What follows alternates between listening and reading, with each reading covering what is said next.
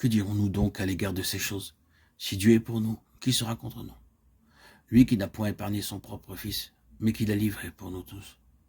Comment ne nous donnera-t-il pas aussi toutes choses avec lui? Qui accusera les élus de Dieu? C'est Dieu qui justifie.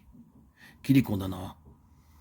Christ est mort, bien plus. Il est ressuscité, il est à la droite de Dieu et il intercède pour nous. Qui nous séparera de l'amour de Christ?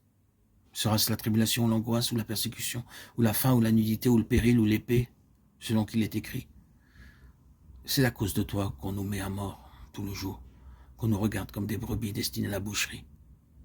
Mais dans toutes ces choses, nous sommes plus que vainqueurs par celui qui nous a aimés.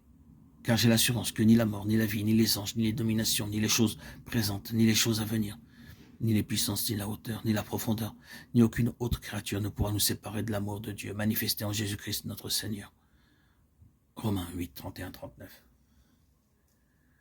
Nos cœurs ont été dirigés vers le Seigneur Jésus glorifié, objet et inspiration de la vie chrétienne, de la persévérance et du service. Nous l'avons vu sur le mont de la transfiguration, nous avons quelque peu examiné ce que cela a pu signifier pour les hommes qui ont été avec lui pour le restant de leur jour. Et ce que le Christ glorifié a signifié pour tous les autres aussi, que ce soit Étienne, Paul et plus tard encore Jean, qui en des temps différents, dans des circonstances différentes et en différents lieux, l'ont vu dans la gloire. Jean parle plusieurs fois de l'impression unique qui demeurait en lui, après ce temps passé avec le Seigneur Jésus.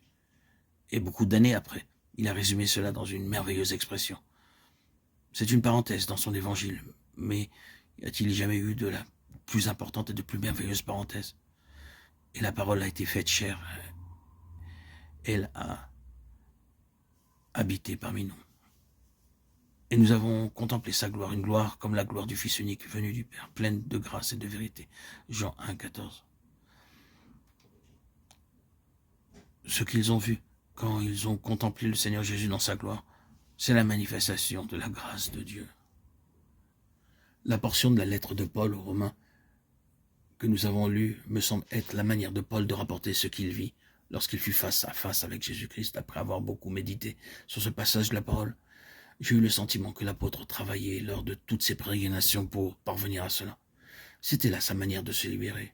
Il a réalisé une œuvre très profonde, il a stupéfait les plus grands esprits qui depuis lors, et malgré leurs efforts, ont voulu sonder cette lettre et l'interpréter.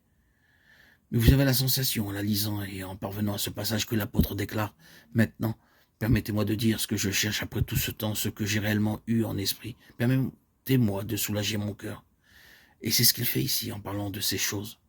Que pouvons-nous dire de ces choses? À quoi fait-il allusion quand il parle de toutes ces choses? À quoi tout cela se rapporte? Il pose cette question, quelle est la suprême signification et l'implication de tout ce que je viens de dire?